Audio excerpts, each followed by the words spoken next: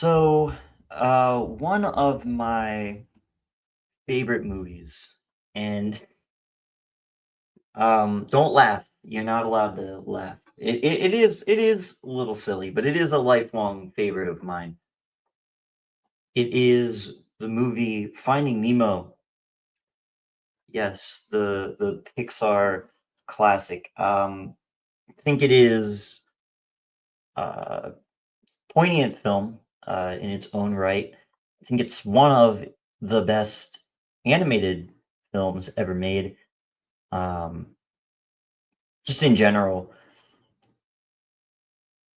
I think especially for people in Christ that's not a I guess maybe not a super surprising statement just because it's literally a story about a father who will stop at nothing to have a reunion with his son, right?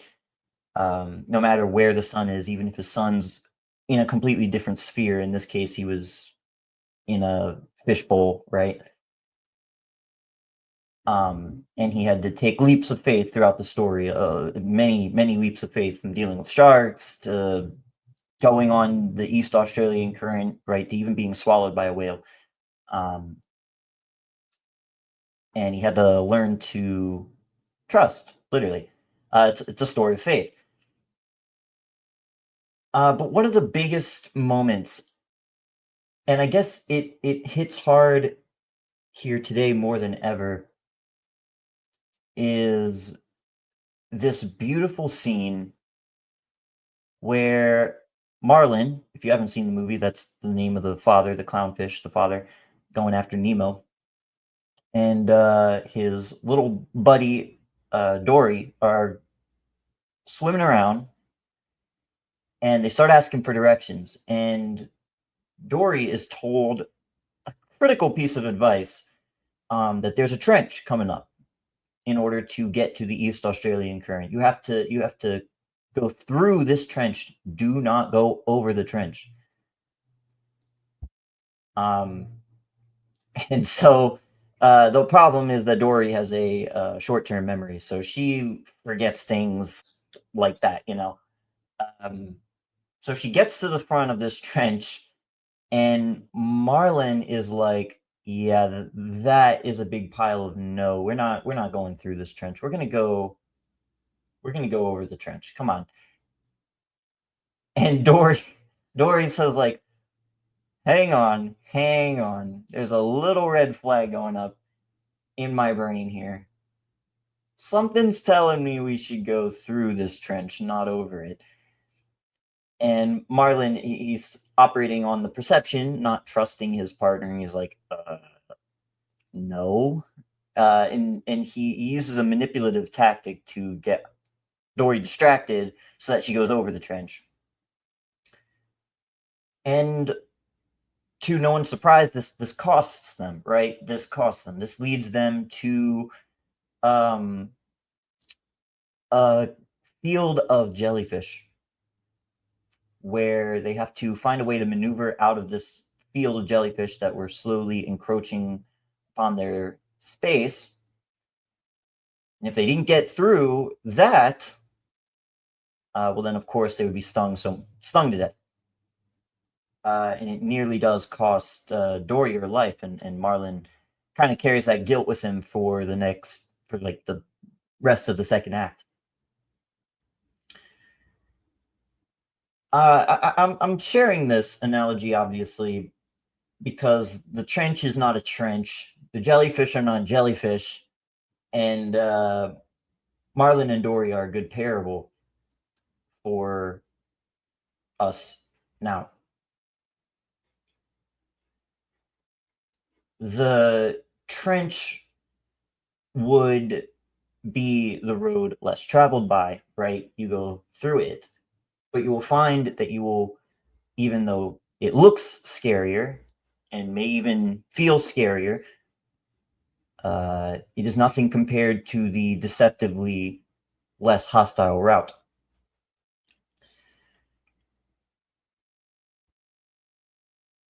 We should go through the problem. And you know exactly what problem I'm talking about. It's this non-existence, pre-existence crap. This is something that should be resolved. I've seen a lot of people go, well, we can't know till the days. It disheartens me that Seth too has now said that. That anyone would say that is extraordinarily disheartening, considering we have a 2,000-page book which clarifies these types of things for us. It is not something that is ambiguous. It is very clear. It is very direct. God is very clear, very direct. Alas, this is for some reason treated, the dais of Christ is treated as the over it. You miss out at the dais. You do not get the same blessing as others at the dais. That has been the discussion as well. And in order to, I guess,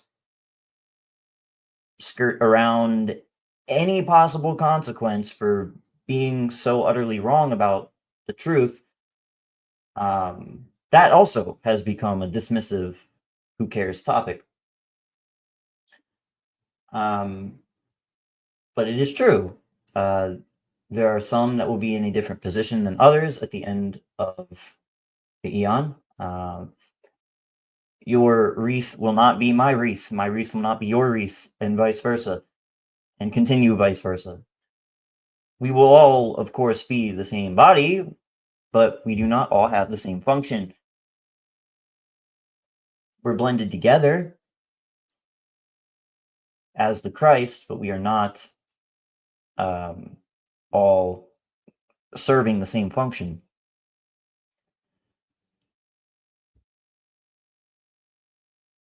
If we go over it and we pretend that the text doesn't say what it says, then we are pretending that God did not say what he said. And we are pretending that our emotional bond supersedes the truth of the matter, that we do not need to unify on the truth of a matter, but we should unify with each other irrespective of truth, which Paul emphatically disagrees with, per 2 Corinthians 6, 14 through 16. He emphatically declares that those who are avoiding or teaching differently than the sound teaching,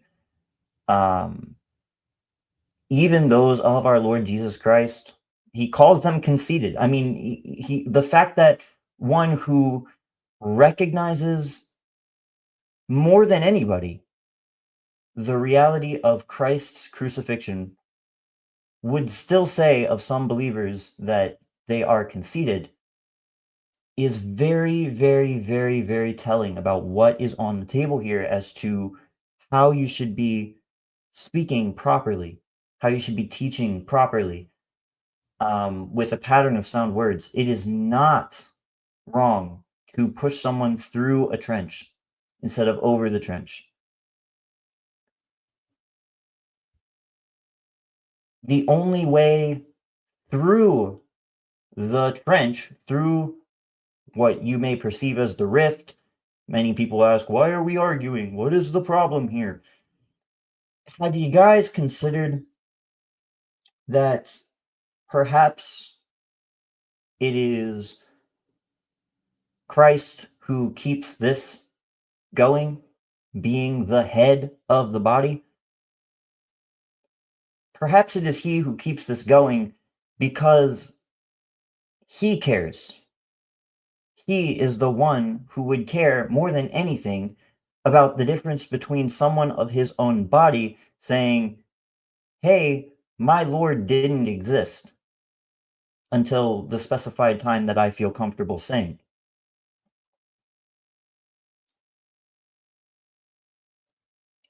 That's a pretty big problem to the one who existed. And especially if you're taking John 6 through 8 literally, it becomes clear that this aspect of his most intimate relation to God is something he invites even the Jew to apprehend concerning himself. And he is extraordinarily disheartened by the end of John 6 that even his disciples struggle with apprehending it. Of course, he would have such a problem with this topic. He is the one above all else who can coordinate these things and run these arguments through. We are, as believers, we are entreated to look into the text. We are entreated to look and conduct the word studies to see a pattern of sound words. The way Paul puts it, test what things are of consequence or distinguish the things that differ, rightly divide the truth. Recognize these distinctions. We can't ignore these without sacrificing truth and thus harming the unity we all seek so much.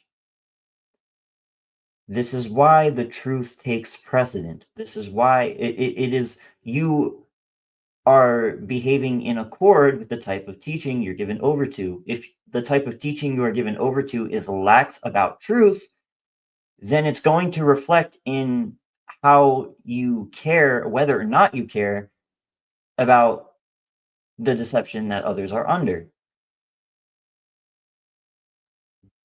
And in deceptions that you yourself, most of all, you're accountable toward yourself, are under.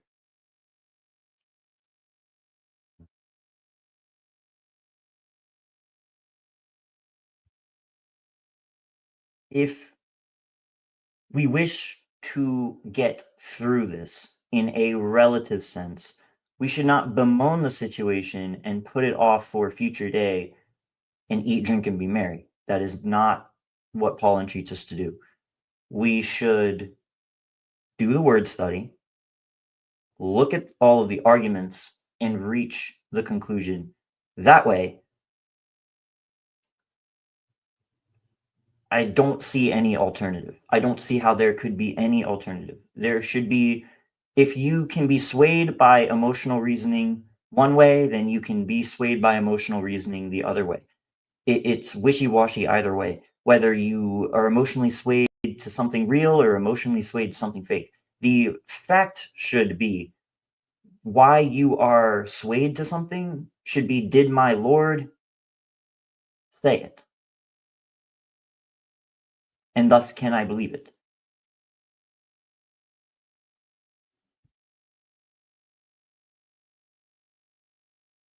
It's surprising to me that this is controversial, that this is somehow second to unity.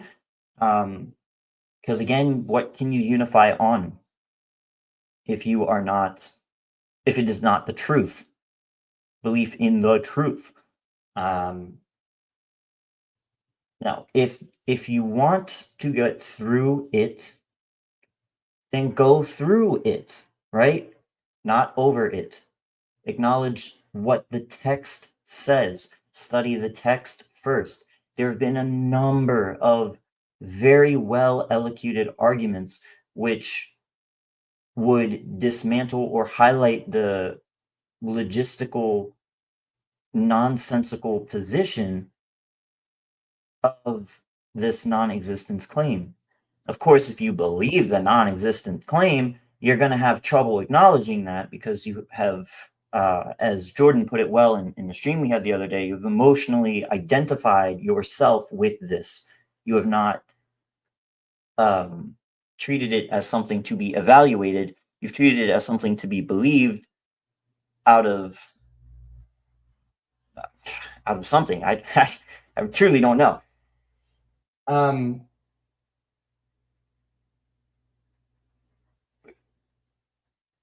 yeah, I mean, I don't have too much to say beyond this, but accepting the truth of a statement um, matters first and foremost. The definition of form, the definition of empties, the progression of a passage. I'm talking not so subtly about Philippians 2, 5 through 8. The passage goes from point A to point B.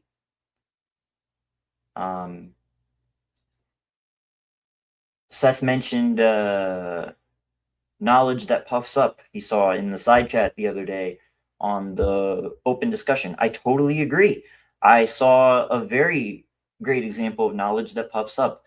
Our brother Liam could point out that form means outward appearance, but he could not, from that, acknowledge that if you're going to say the outward appearance of God is the likeness of sin's flesh, and you're making the appearance of God to be the likeness of an image of a corruptible man, the same way Paul talks about in Romans 1:23.